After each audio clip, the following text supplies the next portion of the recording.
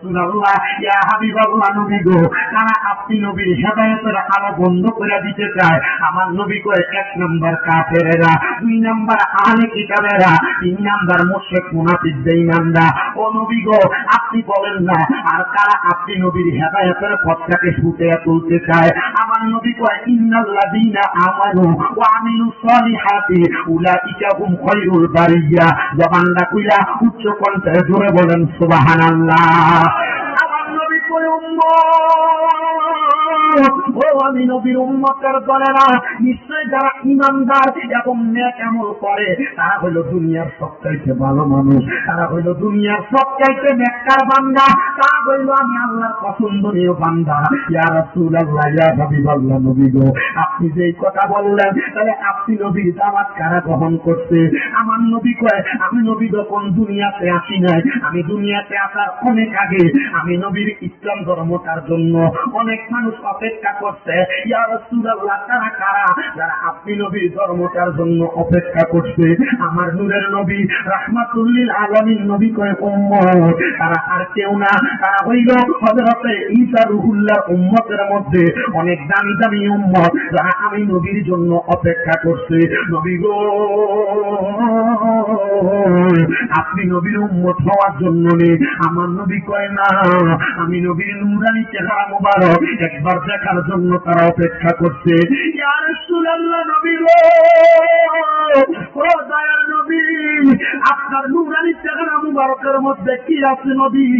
আমার নূরের নবী রাহমাতুল লিল আলামিন নবী নূরানী চেহারা মুবারক দ্বারা মনের আগে একবার দেখবো, ওই ব্যক্তি কিন্তু দুনিয়া এবং আখিরাতের কামিয়াবি বানাইবো। ও আমার এই আমার নাগারছি হাটি এলাকার ভাই বাবারা, আপনারা নূরের নবীকে দেখবেন কিনা আমি জানি না। আপনারা নূরের নবীকে দেখার জন্য মনের ভিতরে আশা আকাঙ্ক্ষা আছে কিনা আমি জানি না। পর্দার অন্তরালের মা, ওই নূরের নবীকে দেখার কোন আশা আকাঙ্ক্ষা আপনার মনের ভিতরে আছে কিনা আমি জানি না। মনে রাখবেন রে মুসলমান, আমার দিকে তাকিয়ে দেখেন, আমার পুরা মাথা ভর্তি বাবরি কাটা চুল ছিল। আমি যখন নবীজির মদিনা শরীফে গেছি, মক্কা শরীফে হজ করার পরে আমি আমার চুলগুলা নবীর সুন্নতের কাছে কালকে ফলাইছি। আমি আমার নবীর রওজার সামনে দিয়ে দাঁড়ায়া তাকিয়ে দেখলাম নবীর রওজা মুবারক বরাবর যে জালি মুবারক দেওয়া, ওই সোনালী জালি মুবারকের একটা গোল ছিদ্র, ওইটা দিয়ে নবীর রওজা মুবারকের উপরে গিরাফটা দেখা যায়। আমি নবীর রওজা মুবারকের দিকে তাকিয়ে দেখলাম একটু পাশে একটা নাম লেখা, নবীজির পরে হযরত আবু বকর সিদ্দিকের নাম। আমি তাকিয়ে দেখলাম এটার পরে আরেকটা নাম লেখা, যেই নামটা হযরত ওমর রাদিয়াল্লাহু তাআলা আনহুর নাম। আমি আমার নবীর রওজা মুবারকে সালাম দিয়া কইলাম, ইয়া রাসূলুল্লাহ, আপনার রওজা মুবারক দেখতে নিয়ে এত সুন্দর লাগে, আমার কাছে তো বড় ভালো লাগছে। নবী গো, আমার জীবনে কত বড় একটা শখ ছিল আপনার রওজা মুবারকের সামনে আসবো, কিন্তু আপনার রওজা মুবারক দেখা আমার কাছে মনে হয়েছে নবী গো, যেই নবীর রওজা মুবারক দেখতে এত সুন্দর, ওই নবী না জানি দেখতে কত সুন্দর। ইয়া রাসূলুল্লাহ, মরণে রাখি একবার আপনি নবীর দিদার আমরা পাবনি। আমরা তো সুন্নি দাবি করি, কিন্তু আমরা নবীর পাওয়ার জন্য কতদিন কাঁদছি। আরে আমার নবীর প্রখ্যাত সাহাবী, যিনি আগে মুসলমান ছিলেন না, ইহুদি ছিলেন, তিনি বলেন, ও জগতের মানুষ, আমি আব্দুল্লাহ, আমার নাম ছিল আব্দুজ্জা। আমি আমার নবীজির ইসলাম ধর্ম গ্রহণ করার পরে আমার আব্বা আমার শরীর থেকে কাপড় গুলা টাইনা টাইনা খিয়া নিয়ে গেছে। আমার আব্বা আমার শরীরের একটা কাপড় রাখে নাই। আমার আব্বা আমার কইছে, আব্দুজ্জা, যদি তুমি মুহাম্মদের ধর্ম গ্রহণ করো, তাইলে তোমার শরীরে যে জামা কাপড় আছে ওই জামা কাপড় গুলা আমি আব্বার কিনা। আমি আব্বাকে মুহাম্মদের ধর্ম মানি না, যে তুই তোর গায়ের জামা কাপড় গুলা খুইলা দিয়া দে। আব্দুজ্জাকে আমি আমার গায়ের জামা কাপড় গুলা খুইলা দিয়া দিচ্ছি। আমি একটা দৌড় মাইরা আমার মা যে ঘরের ভিতর রাত এবং উজ্জা নামক দুইটা মূর্তির পূজা করতো, আমি ওই মূর্তিওয়ালা ঘরের ভিতরে ঢুকছি, আমি তাকে দেখলাম আমার মায়ের দ্বারা আমার দিকে তাকে আর মাথাটা তুলে তাকায় না। কি গো মা, তুমি না আমার জন্ম দিছ, আমি পুতের দিকে তাকাও না?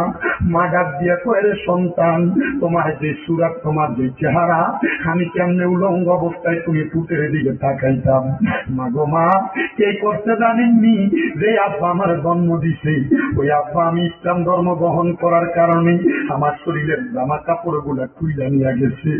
ডাক দিয়া কেন ইসলাম ধর্ম গ্রহণ করছো? ওই ছেলে ডাক দিয়া কয়, মা আমরা যে মূর্তির পূজা করি একবার চিন্তা করো, এই মূর্তির সামনে খানা দিয়া রাখো, এই মূর্তি খাইতে পারে না। ও মা, এই মূর্তি দ্বারা আমরা নিজে বানাই, নিজে পূজা করি, আর যে আল্লাহ আমরা বানাইছে আমরা তো ওই আল্লাহরে দেখিও নাই, ওই আল্লাহর প্রতি মানাই না, আমরা আমল করি, আল্লাহর প্রতি মানাই না। যদি কেউ মারা যায়, মারা যাওয়ার পরে শান্তি পাইব কবরে গেলে। ও মা, এই জন্য আমি ইসলাম ধর্মটা গ্রহণ করছি। আব্দুল্লাহ কয়, মা গো, তুমি যে আমার একটা কাপড় দিয়া সহযোগিতা করবা। আব্দুল্লাহর মাঝে কাপড়টা দিয়ে মূর্তির সামনে পরিষ্কার করতো, ওই কাপড়টা ছিঁড়ে একটা কাপড় আব্দুল্লাহরে পরাইয়া দিছে। আব্দুল্লাহ কই, গভীর রজনীতে আমি ওই কাপড়টা আমার লজ্জার স্থানটা গোড়া দিয়া দৌড়াইতে দৌড়াইতে মদিনা শরীফের কেবলা বরাবর যেই জায়গার মধ্যে মসজিদের বেলাল অবস্থিত, এখানে একটা খেজুর গাছের বাগান আছে। ওই বাগানটার মধ্যে এখন নাই, এখন এই জায়গায় একটা খেজুরের গাছ, আর পুরাটা মসজিদে বেলাল নামে পরিচিত, মাছ মার্কেট নামে পরিচিত।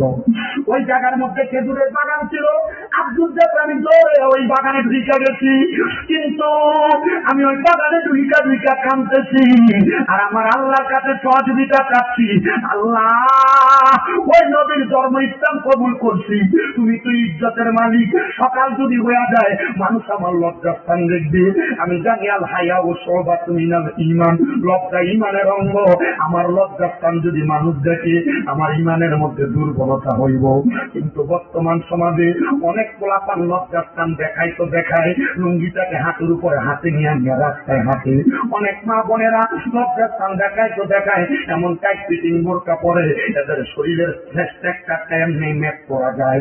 আমি বলবো না ভাইয়েরা, না পর্দার অন্তরালের মা বোনেরা, আমার জবান থেকে যে কথাগুলো আসবে এই কথাগুলা দিয়ে তুমি একটু শিক্ষা গ্রহণ করবা। অনেক বাবারা মাঝে মাঝে খালি গায়ে রাস্তার মধ্যে হাঁটাচলা করে, কেন রে? নবীর সাহাবাই কেরাম থেকে কি শিক্ষা নেওয়া যায় না? আমার নবীর সাহাবাই কেরাম কয়, আমার লজ্জাস্থান মানুষ দেখবে, এই জন্য আমি খালি গায়ে পর্যন্ত থাকতে রাজি না। আমরা যে মাযহাব মানি, ওই মাযহাবের ইমাম হযরত ইমামে আযম আবু হানিফা রাহমাতুল্লাহ আলাইহি, তিনার জীবনী পড়তে গিয়ে পাইলাম হযরত ইমামে আযম আবু হানিফা কোনদিন খালি ঘরের মধ্যে উদাম গায়ে বসে না, মানে খালি গায়ে বসে নাই। আপনি খালি গায়ে অটোমেটিক হাঁটেন, বেশি গরম, আরে আরবের মতো গরম তো এখানে নাই, আপনি নর্মালি তো 40 ডিগ্রি থাকে। হযরতে আব্দুল্লাহ বলে, আমি কাঁদতে লাগলাম, আমি কান্না করতে করতে আমি যখন ওই খেজুরের বাগানে অপেক্ষা করতেছি, দুনিয়ার মুসলমান ও আমার এই নিশ্চিত বাবারা, আব্দুল্লাহকে আমি যখন কাঁদতে কাঁদতে বড় বেকার হয়ে গেলাম, আমি বুঝতে পারলাম ওই জায়গার মধ্যে কে জানি একজন আগমন করছে। আমার রাহমাতুল লিল আলামিন নবী ওই বাগানের মধ্যে প্রবেশ করছে। নবী বলেন, আমি যখনই অবসর থাকতাম নবীর রজনীতে এই বাগানের মধ্যে আইসা আইসা আমি লুকিয়ে লুকিয়ে আমার উম্মতের জন্য কাঁদতাম, আমার উম্মতের জন্য কাঁদতাম।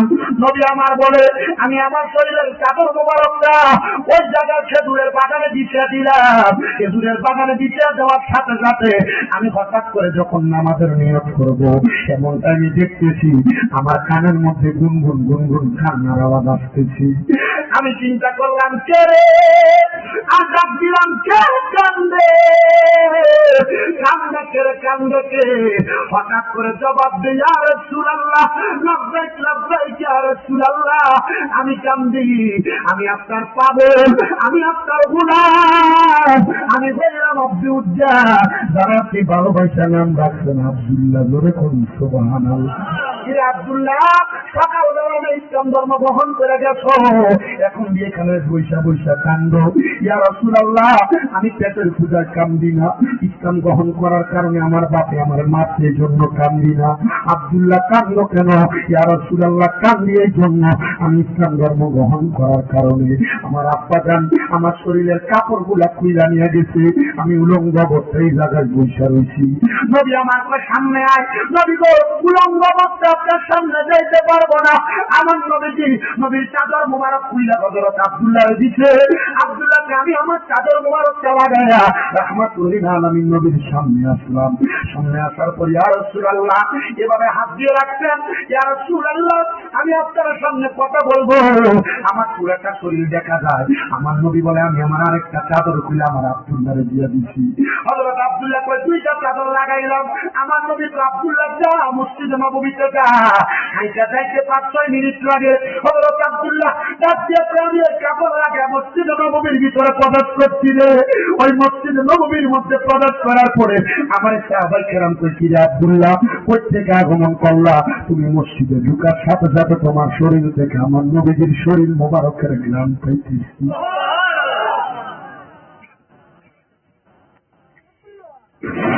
আব্দুল্লাহ ডাক দিয়া কয়, ও নবীর সাহাবী, জাননি রে জাননি, আমার শরীরের মধ্যে যে দুইটা পোশাক দেখা যায়, একটা আমার গায়ের জুব্বা, একটা আমার নবীজির গায়ে নবীজির শরীর মুবারকের চাদর, একটা দিয়ে আমি আমার গাওটারে ধাক্কা দিছি, আর একটা দিয়ে আমি আমার লজ্জাস্থান ধাক্কা দিছি। কিরে, নতুন ইসলাম গ্রহণ কইরা নবীজির দুইটা চাদর পাওয়া গেছ, আর আমরা তো নবীর পেছনে নামাজ পড়লেও নবীর কোনো কিছু হাদিয়া পাই না। বাজারের সাদা মার্কিট আমার রঙে না লাগায়, আমার মুর্শিদের পুরা চাদর দিয়া আমার কাফন পরাই দিও যাইতে আমার সঙ্গে নিও। হযরত আব্দুল্লাহ সাহাবায়ে কেরাম উপাধি দিলে, তুমি নবীর দুইটা জুব্বা পেয়ে গেছ, উপাধি হয়ে গেছে আব্দুল্লাহ দুই জুব্বা। তাই মারহাবা মানে বলে দুই জুব্বার মালিক। মারহাবা বলেন না, আল্লাহ নবীর দুই জুব্বা পায়া এবার আব্দুল্লাহ নামাজে দাঁড়াইছে। ও মুসলমান, আমার নবীজি রাহমাতুল লিল আলামিন নবীজি বদরের নামাজটা পড়ার সাথে সাথে অন্ধ তাবুকের যুদ্ধ থেকে ডাক আসছে, এ সাহাবায়ে কেরাম কে কে রেডি আছো তাবুকের যুদ্ধে যাইবা? সাহাবায়ে কেরাম সবাই একসাথে ডাক দিয়ে, ইয়া রাসূলুল্লাহ আপনি যুদ্ধে যাওয়ার জন্য বলছেন, আমরা কি যাব না? নবী গো, আমরা আপনার সাথে যুদ্ধে যাইতে রাজি। এই টাইমে নতুন সাহাবী হযরত আব্দুল্লাহ ডাক দিয়ে, ইয়া রাসূলুল্লাহ আমি রেডি আছি। আমার নবী কয়, আব্দুল্লাহ নতুন ইসলাম গ্রহণ করছো, এখন কেন যুদ্ধে যাইবা? নবী গো, আপনি নবী বলছেন, আপনি নবীর পক্ষ হইয়া কেউ যদি যুদ্ধ করে, আপনার দলের পক্ষ হইয়া কেউ যদি যুদ্ধ করে, এই যুদ্ধে যদি কেউ মারা যায় তার মরণটা শহীদের মর্যাদা হইব। আমার আল্লাহ তাআলা তার ময়দানে মাঠে তাদেরকে অধিক সম্মান দিব। নবী গো, আমি সেই সম্মানটা পাইতে চাই, আপনি আমার অনুমতি দেন, আমি যুদ্ধের মধ্যে যাইতাম। আমার নবীকে আব্দুল্লাহ অনুমতি দিলাম, যাও যুদ্ধে যাও। আব্দুল্লাহ, ইয়া রাসূলুল্লাহ যুদ্ধে যাইতেছি, তবে আপনার কাছে আমার আবেদন হলো একটা।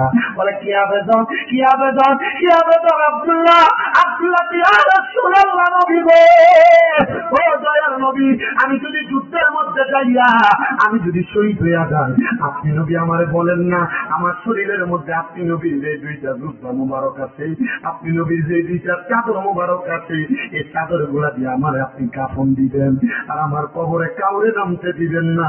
আপনি নবী নিজে নাইমা আমার কবরটার ভিতরে আমারে শোয়া দিবেন।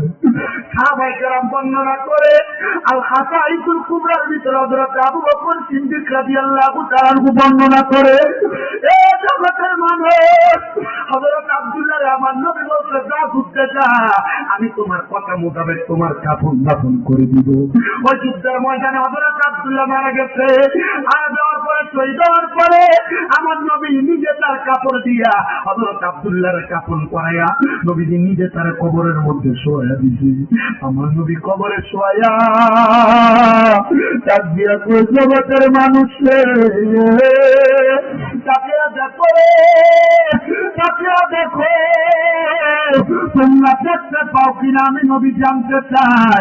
আমি দেখতেছি আব্দুল্লাহ কবরের মধ্যে চুল হাসাইটা বৈশা রয়েছে, আর আমার আব্দুল্লাহকে রিসিভ করার জন্য আল্লাহ রহমতের ফেরেশতারা এখনো দাঁড়িয়ে রয়েছে।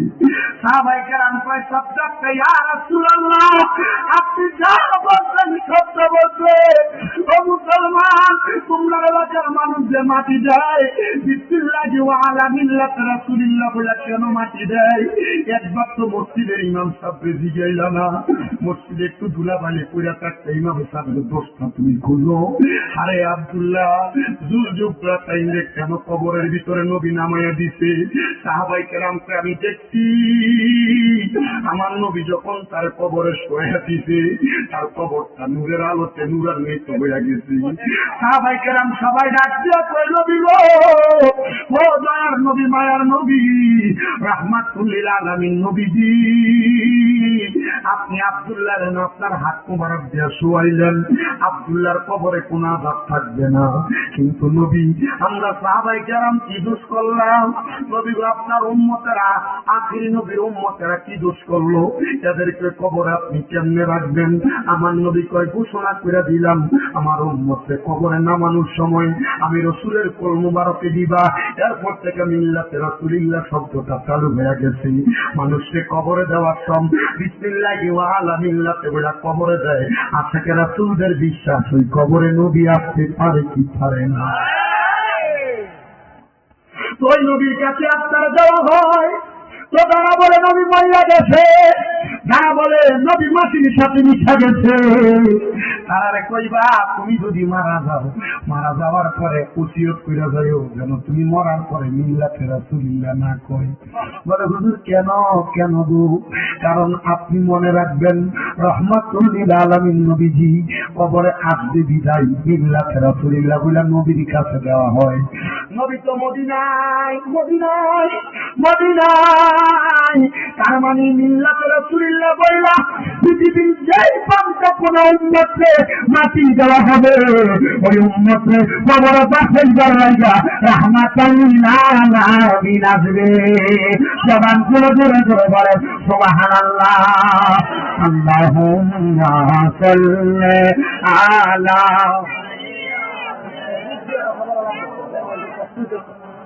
নাবি শাফি মাওলানা মুহাম্মদ আল্লাহুম্মা সাল্লি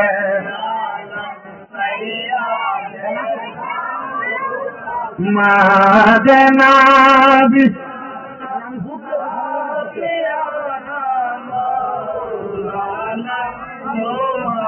জগৎ পাগল কাবার জন্য, কাবা পাগল মাবুদের, আমার মাবুদ পাগল দয়াল নবীর নবী পাগল উম্মতের আল্লাহুম্মা সাল্লি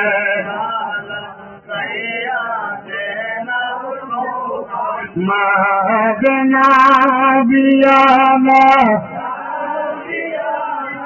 নাও বাবা নো আমার মিটলিয়ে নাগারতি হাতি এলাকার ভাই বাবারা, তাহলে ওই কবরে নবী আসতে পারে কি পারে না? মোহাব্বতে কোন পারে কি পারে না? আমার সন্তানের আত্মীয় স্বজনরা আমার মাটি দেওয়ার সময় আমার ওই কবরে নবীর মিল্লাতে শোয়া দিবা, ওই নবীর কাছে দিয়ে আসবা। ওই নবীর রাহমাতুল লিল আলামিন নবী উম্মতকে পড়াইয়া নিব। আমার মাহফিল কমিটি বলছে হুজুর এই জায়গার মধ্যে সাহেবের ইজালাতে নবীর কষ্টের জীবনীর একটু বয়ান করবেন। কি কষ্টের জীবনী বয়ান করব? আমার নবীজি যখন দুনিয়ার জমিনে জন্মগ্রহণ করলেন, নবীজির 6 মাস পরে আম্মাজান দুনিয়া থেকে বিদায় হয়ে গেছে, যার নাম হযরত আমেনা। উনি বিদায় হওয়ার পরে আমার দয়াল নবী রাহমাতুল লিল আলামিন নবীজির দাদা ভাই হযরত আব্দুল মুত্তালিবের কাছে আমার নবীর লালন পালন হয়েছে। আমার দয়াল নবী রাহমাতুল লিল আলামিন নবীজির দাদা ভাই যখন ইন্তেকাল করছে, ইন্তেকাল করার পরে আমার নবীজির চাচা হযরত আলী রাদিয়াল্লাহু তাআলার বাবা আবু তালেবের কাছে আমার নবী নবী বড় হয়েছে, কিন্তু আবু তালেব ইসলাম ধর্ম গ্রহণ করে নাই। আমার নবীর সে ভাতিজা হিসেবে জানতো, কিন্তু নবী হিসেবে জানতো না। বন্ধুরে, মুহাম্মদ সাল্লাল্লাহু আলাইহি ওয়াসাল্লাম আসরের নামাজের পরবর্তী সময় মক্কা শরীফের পাশে একটা জায়গা আছে, যে জায়গার নাম হলো গাজা। ওই জায়গা থেকে 5 মিনিটে মানুষ মসজিদে আয়সা যে উমরা হজ করবার লাগা। ও মুসলমান, ওই গাজা নামক জায়গার মধ্যে আমার নবী খেলাধুলা করতেন খেজুর বাগানের পাশে, খেলাধুলা করতেন। এমন টাইমে ওই গাজা এলাকার মধ্যে মক্কা শহর বড় বড় লোকরা আসতেন। ওই মক্কা শহরের বড় বড় লোক যারা আছে, তাদের সন্তানদেরকে ফালক নিয়ে যাইতো পালার জন্য। কি লেগে নিচ্ছে? ফালক নিয়ে যাইতেন। এমন টাইমে তায়েফ এলাকা থেকে আরাফার ময়দানের মাঝ বরাবর একটা রাস্তা আছে, যে রাস্তাটা দিয়ে হাঁটতে হাঁটতে অনেক মানুষ রওনা করতো আরবে আসার জন্য। আমার নবীদের দুধা হযরতে হালিমাতুস সাদিয়া রাদিয়াল্লাহু তাআলা আনহা, নাম শুনছেন না? আমার দয়াল নবী রাহমাতুল লিল আলামিন নবী সহ ওই আরবের গাজা নামক এলাকার ভিতরে একজন না দুইজন না 10-12 জন বাচ্চা একসাথে খেলাধুলা করত। কিন্তু আমার নবী যখন ওই গাজা এলাকায় খেলাধুলা করত, অন্য বাচ্চারা একরকম খেলাধুলা করত। আমার দয়াল নবী একা একা বৈশা বালি দিয়া খেলাধুলা করতেন। বালি দ্বারা কেন বালি দ্বারা খেলাধুলা করতেন? আমার দয়াল নবী বালিকে যেই দিকে আদান প্রদান করাইতেন সেই দিকে থাকত। এবার ওই তায়েফের ময়দান থেকে 10-12 জন মহিলা একসাথে উটের পিঠে ঘোড়ার পিঠে চইরা চইরা বাচ্চা নেওয়ার জন্য তায়েফের ময়দান থেকে মক্কার উদ্দেশ্যে রওনা করছে। মক্কার উদ্দেশ্যে আইতে আইতে আইতে আইতে তারা যখন একবারে মক্কার কাছে এসে গেছে, ওই 10 জন 11 জনের মাঝে হযরত আম্মা জান হালিমাতুস সাদিয়া এই দলের সদস্য ছিলেন।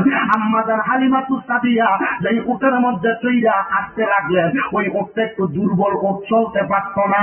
এবার দয়াল নবীজি রহমতের নবী খেলাধুলা করে আরবের তায়েফ এলাকার মহিলারা তাদের উট দিয়া ঘোড়া দিয়া ওই গাজা এলাকায় আইসা যেই বাচ্চাগুলার মা বাবার টাকা আছে, পয়সা আছে, সম্পদ আছে, তারা ওই বাচ্চাগুলা নিয়ে গেছে।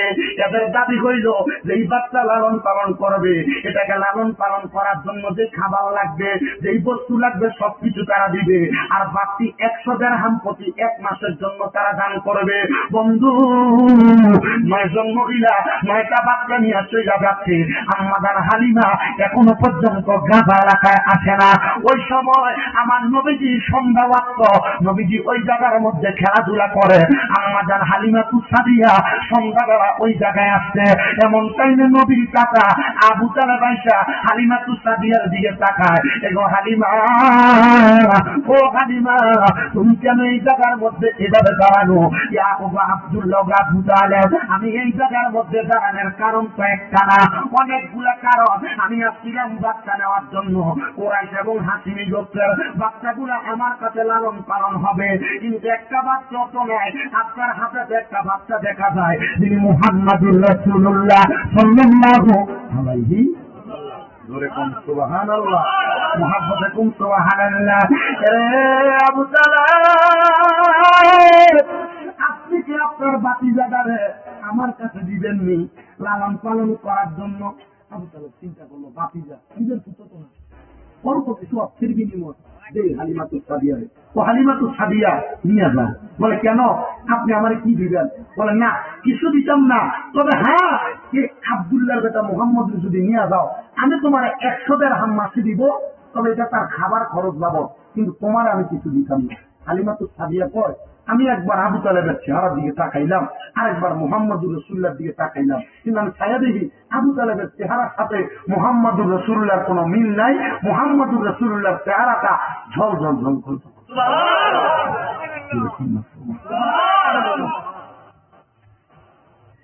হালিমাতুস সাদিয়া একটা ডাক দিয়ে কয়, জগৎবাসী, আমি সাথে সাথে মুহাম্মদুর রাসূলুল্লাহরে আমার কুলের মধ্যে নিছি। কুলের মধ্যে নিয়া আমার উটটারে অন্য সময় টাইনা টাইনা তোলা লাগে। আমার নবীরে যখন আমি কুলে নিছি, আমি হালিমা ওই উটটার সামনে যাইতে দেরি উটটা কেমন লম্প দম্প করে, আমি হালিমা উটের পিঠে উঠা আমি উটটার লাগাম ধরে টান দেওয়া লাগে নাই, উটটা একবারে খারাপ হইয়া দাঁড়ায় গেছে। আমার ফালাইয়া যেই 9 জন মহিলা বাচ্চা নিয়ে আগে গেছে, আমি দেখলাম উটটা এমন ভাবে দৌড়ায়, তাদেরকে অর্ধেক রাস্তায় ফালাইয়া আমি হালিমা তাদের সবার আগে আমি ওই জায়গায় তায়েফের ময়দানে হাজির হয়ে গেছি। হালিমাতুস সাদিয়া ডাক দিয়া কয়, জগৎবাসীরে, আমি এই উটটা এত তাড়াতাড়ি দৌড়াদৌড়ি করলাম কারণটা বুঝতে পারলাম না। আমি আমার মুহাম্মদকে নিয়ে আমি সুন্দর করে আমার ঘরের বারান্দার মধ্যে শোয়া দিলাম। রাত্র গভীর হয়ে গেছে, দুধ পাবো কোন জায়গায়? আমি তো মুহাম্মদুর রাসূলুল্লাহর জন্য দুধ সংগ্রহ করতে পারি নাই।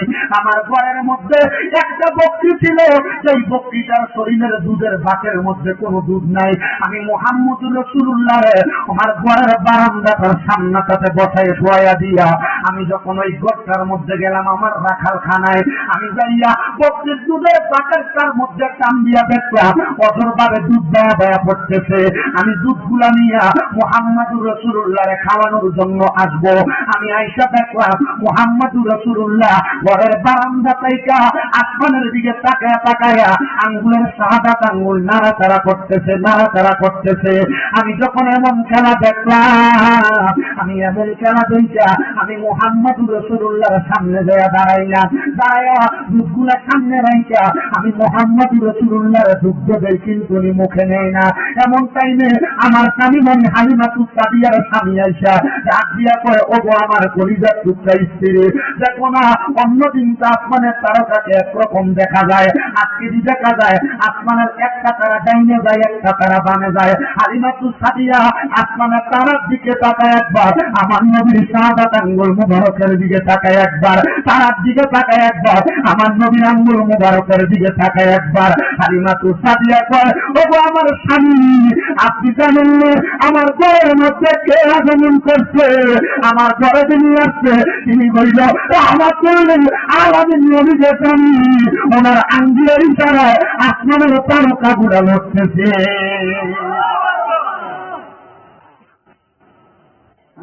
আমি চিন্তা করলাম আমি বাচ্চা মানুষ, আমার মনে একটা আঘাত লাগলো।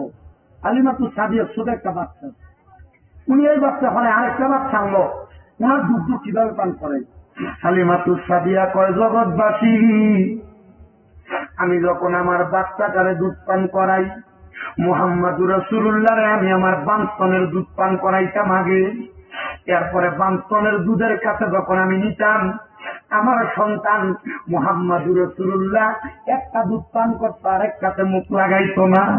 আমার নবী রাহমাতুল লিল আলামিন নবী যখন প্রাপ্তবয়স্ক হয়েছে, নবী ঘোষণা করে, জগতের মানুষ, আমার মা দুধ মা হালিমাতুস সাদিয়ার জিগাইবা, আমি নবীজি হালিমাতুস সাদিয়ার দুইটা দুগ্ধ পান করি নাই, আমি একটা দুগ্ধ পান করছি। আমি নবী তখনও জানতাম আমার একটা দুধ দই আছে, ওই দুধ দই হালিমাতুস সাদিয়ার আরেকটা দুগ্ধ পান করবো। বাজানরে,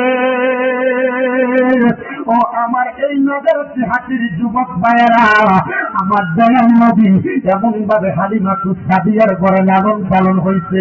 হালিমাতুস সাদিয়া কয়, ও জগৎবাসীরা, আমি যখন এমন ভাবে সন্তানটাকে লালন পালন করতে লাগলাম, আমার নবী যখন মাত্র 4-5 বছর হয়ে গেছে, এমন টাইমে আমার ছোট সন্তানটা আমার ঘরের পিছন থেকে মুহাম্মদের সাথে মুহাম্মদুর রাসূলুল্লাহর সাথে খেলাধুলা করতেছে।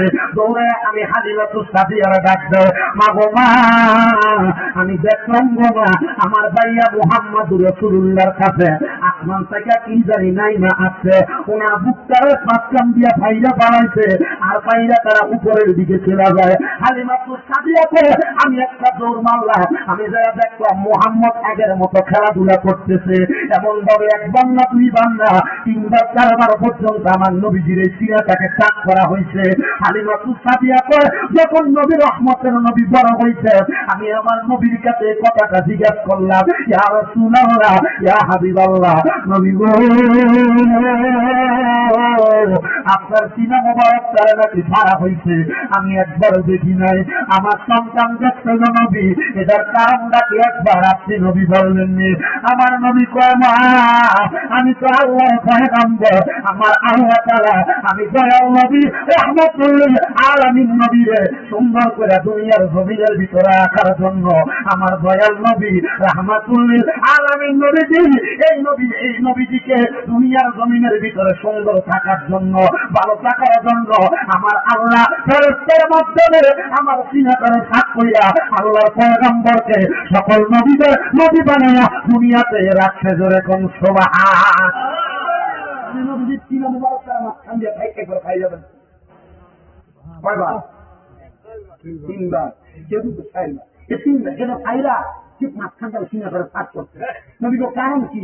আমার নবী রহমতের নবী কয় আমি তো রহমাতুল্লিল ইমামুল আম্বিয়া, অন্য সব নবীদের নবী। ইয়া রাসূলুল্লাহ কারণটা কি?